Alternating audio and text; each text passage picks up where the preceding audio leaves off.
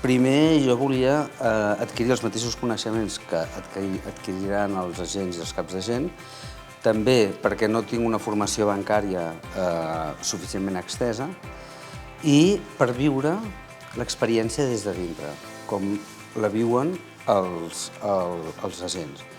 I això és un regal perquè he anat descobrint la immensitat del projecte, la profunditat i la passió que ha aixecat aquest projecte.